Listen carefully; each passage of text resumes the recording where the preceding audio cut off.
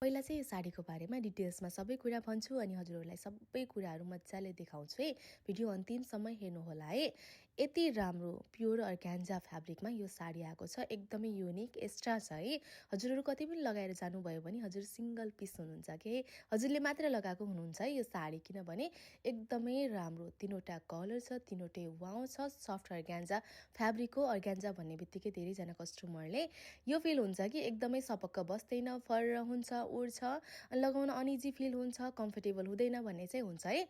तर यो एकदमै ओरिजिनल सफ्ट टिस्यु अर्गान्जा फ्याब्रिकमा यो साडी आएको छ। यति राम्रो छ, तीनवटा कलर छ, तीनवटै वाउ छ। फ्लरको प्रिन्टहरू पनि डिफ्रेन्ट कलरहरू कम्बिनेसन मिलाएर दिएको छ है। फ्लरको प्रिन्ट पनि ब्रस पेन्टमा सिक्वेन्स वर्क अनि एकदम मजाको मिरर वर्क अनि हल्का हल्का पोते वर्क गरेको छ। अल वर्क गरेको छ।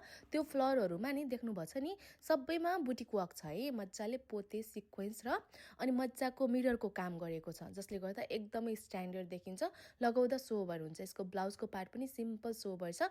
हजुरले आफूसँग भएको यो कलरहरू बिचको ब्लाउज जुनसँग लगाउँदा पनि एकदमै राम्रो देखिन्छ है। छ मैले यति मजाले सबै कलरहरू खोलेर देखाएको छु। एउटा दुईटा कलर चाहिँ डमीलाई लगाइदिएर पनि देखाएको छु। डमी यत्रो अग्लो छ, उसलाई मजाले पुगेको छ भने हामी त अलिकति सटाइटेड नै हुन्छौँ है। यो फुलहरूमा ब्रस पेनमा पुरै वर्क गरेको छ। एकदम मजाले प्लेट्सहरू पनि बस्छ, लगाउन कम्फर्टेबल छ, युनिक एक्स्ट्रा पिस छ। हजुरहरूलाई मन परेको छ भने ढुक्क भएर रेवा कलेक्सनको इन्स्टाग्राम पेज, व्हाट्सएप र फेसबुकमा इनबक्स गर्न सक्नुहुन्छ।